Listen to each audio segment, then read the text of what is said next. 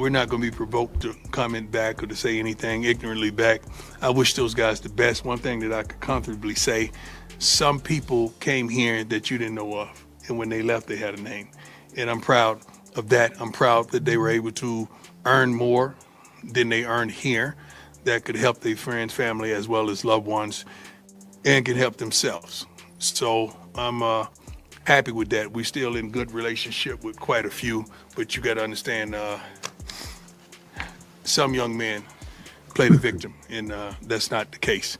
We try to treat everybody here with utmost respect and professionalism, and I hope we've done just that, as well as treating you the same way.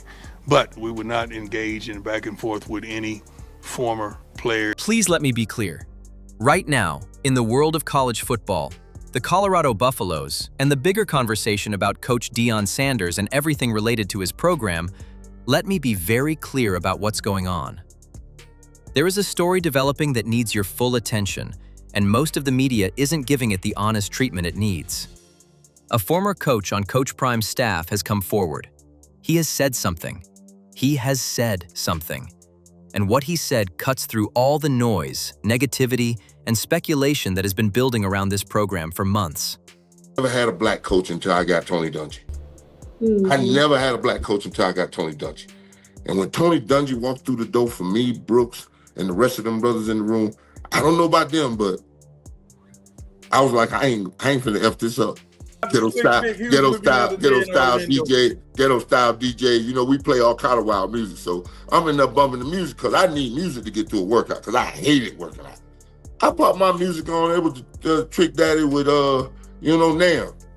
So strength coach gonna come over and whisper in my ear, we can't play that type of music. Who are you talking to? What type of music, man? Warren Sapp is one of the most decorated defensive players in the history of the NFL. A man who is always honest and down to earth in every conversation he has sat down with Uncle Luke on his podcast and didn't hold back. He talked about the situation with Coach Prime's program directly, and he talked about the ongoing news stories about Shedeur Sanders in a way that only someone who knows what's going on can.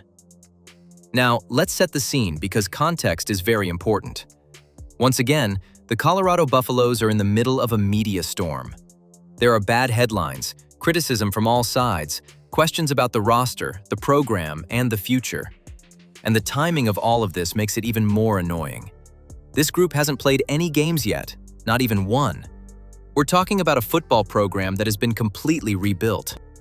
And talk bad about, the program you guys ran. I mean, so there's only one person, Mr. Seaton, over in Baton Rouge. Yes, sir. I'm gonna echo the sentiments of my ex-head coach that I just left. He is the fairest, roughest, toughest Florida boy I run with other than you. He call it like he see it. Ain't no underneath the table, innuendo. It's right up top. There's nothing hidden. We gonna let you know exactly what we expect of you. You will be at breakfast. You will go over and get the little vitamins from the nutritionist lady. You will check in. You will go weigh in. You will you will hydrate. You will go take the P test over there and tell us the color of your pee when you come out. All of this, yes, this is required. A roster that has been completely rebuilt without Shedeur Sanders and Travis Hunter, two of the most exciting players to come out of that program. And people are already saying it's a failure before the first kickoff. Take a moment to think about that. Let it really sink in. We have people who analyze things. We have people who comment. People are sitting behind microphones and cameras and reacting to practice film, depth charts, and rumors. They are also making broad statements about the size, speed, and readiness of young men who haven't had the chance to prove anything on a competitive field yet. And not only that, we have former players and people who have moved on from this program who are making subtle digs and carefully worded criticisms. These are the kinds of comments that are meant to hurt without leaving any evidence, like sneak disses, if we're being honest about what they are. This is what happens when you give that kind of negativity a voice. This is what happens when you make those voices and opinions louder. When you take it seriously and treat it like real analysis, you give it life and let it grow into a headline instead of letting it die in a comments section. And then that headline turns into a story. And then that narrative turns into the story. And all of a sudden, you're talking about a program that can't get away from its own shadow. That hurts the coaches, the players, and the fans who deserve honest coverage instead of a constant stream of complaints. That's why the Warren Sapp talk on Uncle Luke's podcast is so important. You just got done coaching at Colorado, Sapp. This young man just went to LSU with our good friend Lane Train, and he wants to trash the program and talk bad about the program you guys ran. So in Baton Rouge, there's only one person, Mr. Seton, because you're learning something, and that's what he's doing. And when you talk to people who don't want to do it, they leave, because this is a man who is part of the program, knows what Coach Prime is building, and has seen it from the inside. He is bringing a real point of view to a conversation that has been dominated by people who are not part of it and have bad intentions. Now, let's talk about Shedeur Sanders, because whether we like it or not, he is a part of this story. We know the way. We know how to write a draft. The Cleveland Browns picked Shedeur.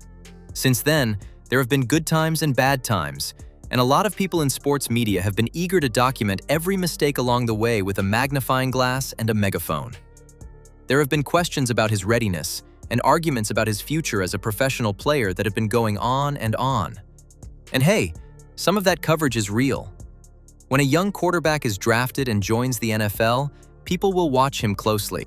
No one is telling the media to completely ignore the situation. There is a difference between fair coverage and negative coverage aimed at a specific person. There is a difference between a fair analysis and a campaign to bring down a young man before he has a chance to get his footing.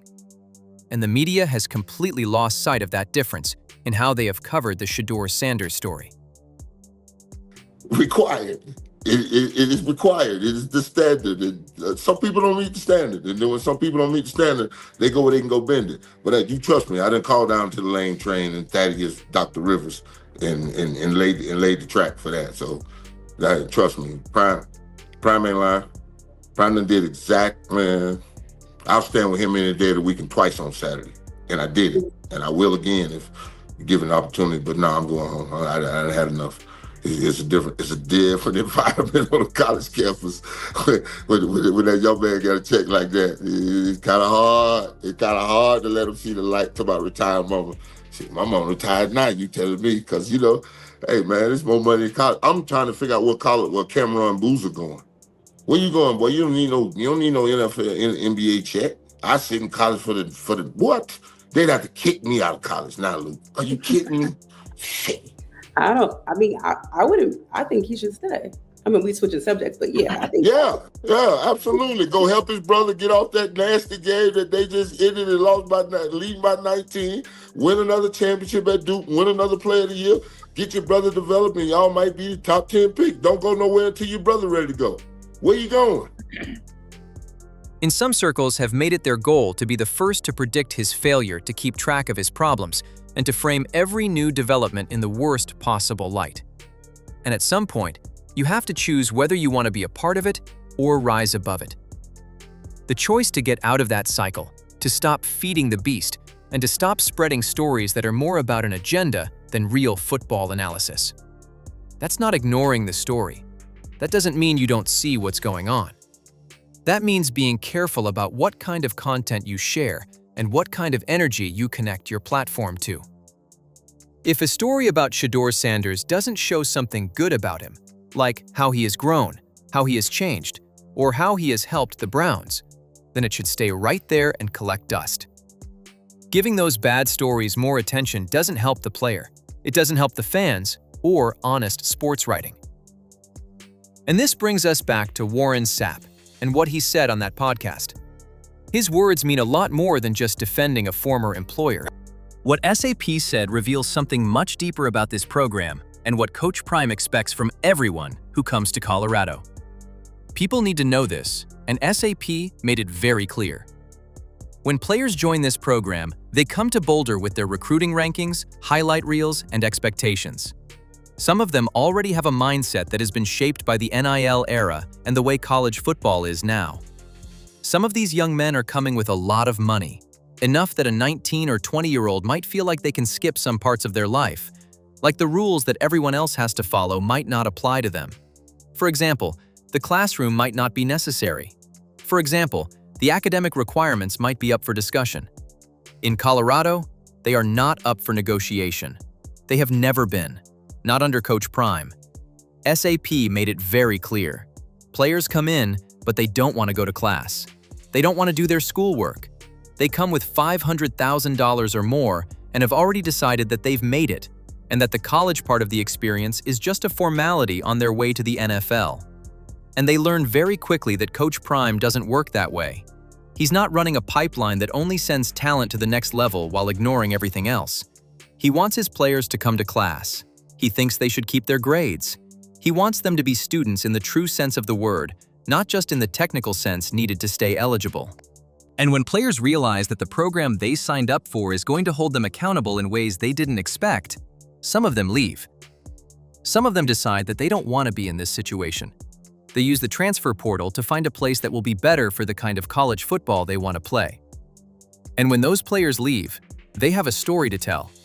And sometimes, people tell that story in ways that aren't very nice to the program they're leaving.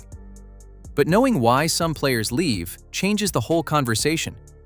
If a player leaves because they won't go to class or meet the academic standards that Coach Prime has set as non-negotiable pillars of his program, then the program is not the problem. The problem is the feeling of entitlement. The issue is the belief that talent alone should be sufficient to evade accountability. And SAP, who is an expert in the field, confirmed that this is exactly what has been going on. Players are not quitting because the program is broken. Some people are leaving because the program is too hard. Now, why is this so important in light of everything else the Colorado Buffaloes are going through right now? The program is being rebuilt, really rebuilt, without its most famous players, the ones who made it a national story in the first place. Coach Prime is building something new, and this season, it will have to prove itself on the field without the star power that used to draw attention. And the critics have already sharpened their knives before the first snap or game. They are already judging the team based on a standard they have set for themselves, and they are already saying it is not enough, too small, too slow, or too inexperienced. These are the words that are going around. These are the judgments being made right now based only on what people saw during spring practice and what they think will happen in the offseason. People who are more interested in making content than giving fair and honest assessments are writing off young men who have not had the chance to compete or be tested in a real game this season. Every sports fan who cares about the integrity of sports coverage should be upset by this because it's not analysis.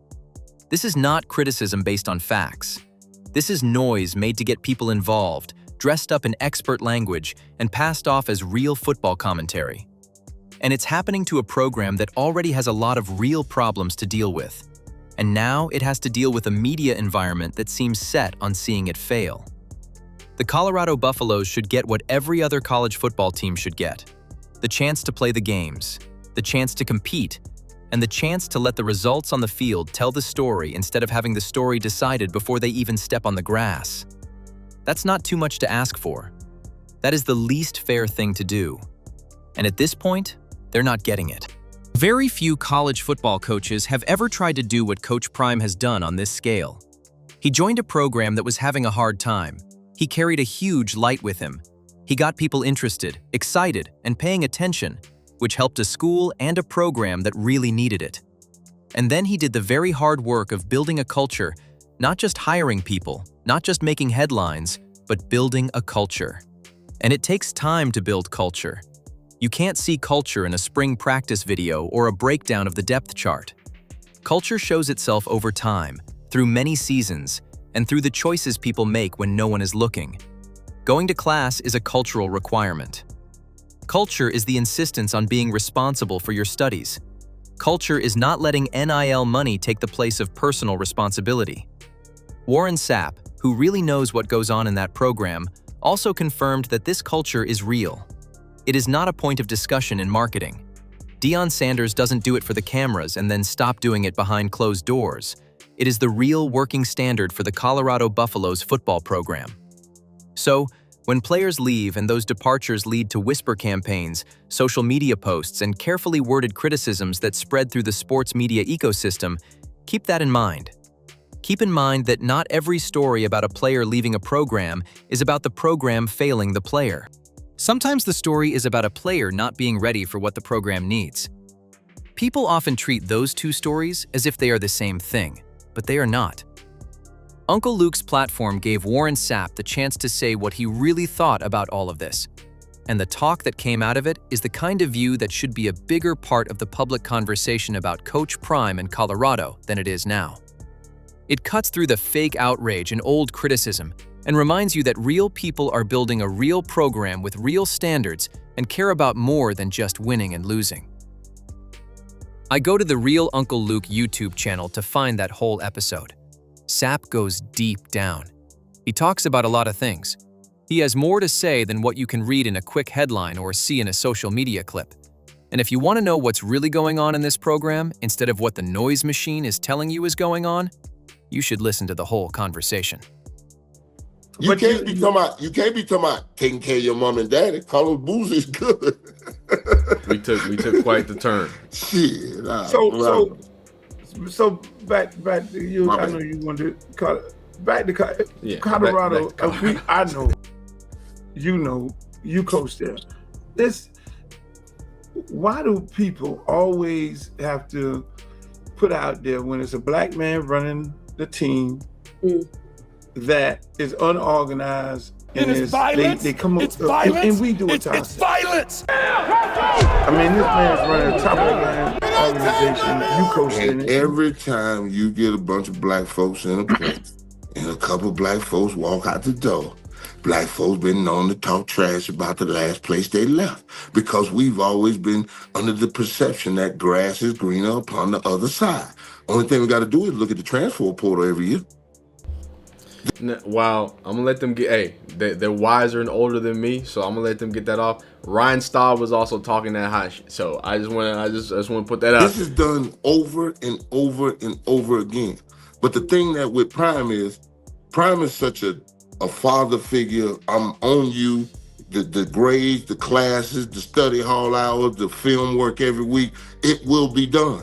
Because that's what made him, that's what made me, that's what made Marshall. And we... You know, it's so interesting. It just came out, Colton Hood was asked when he was on Nightcap about like what he learned from Deion Sanders, and what he said was he learned new ways in a new level of appreciation and level of watching film. So, you know, I don't know, when you hear things consistently across different ways, different people who are one who's a full year removed and then tend to see off the bigger and better things, and then someone who is not employed, both saying positive things and both saying a consistent thing. It's interesting. We're trying to implement these in these young men, that these disciplines and getting up in the morning, making your bed, coming to eat breakfast, doing all the things that we ask you here, and then going to school.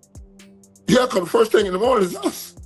We're going to rev you up and get this thing right, and now go through the rest of your day on a nice little high that, you know, I went to work and got some work done today. Because you either get better or you get worse. Mm-hmm. And then you have an opportunity to walk over to the classroom and get better, absolutely, because you're learning something. And that's what he's on.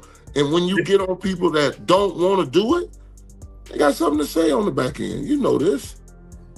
Does it make it more difficult because a real black man is coaching black young men, knowing the obstacles are out there, and they won't use them the same way a white coach will use them? You know what? Because I know a lot of white coaches will. I'm just gonna give you from my experience. We owe these young men our patience. It is only fair that we wait until the games are over before making a decision about this coaching staff. We owe the sport an honest level of coverage that doesn't trade truth for clicks. The Colorado team hasn't played a game yet.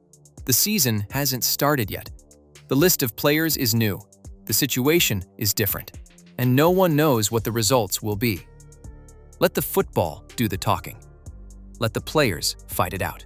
Then, and only then, can we talk about what this program is and where it is going. There will always be people who hate. The sneak disc will always make it into the timeline. There will always be one slow news day when the bad news will be the main topic of conversation. We don't have to be a part of this cycle, though. That doesn't mean we have to give that energy more attention than it needs. The best thing to do when people are making up bad things about a program that is still trying to prove itself is easy. wait for the games to start. And in the meantime, pay attention to what the people who were there said. Warren Sapp was there. He knows what he's talking about. He is also telling you that Coach Prime is not the issue.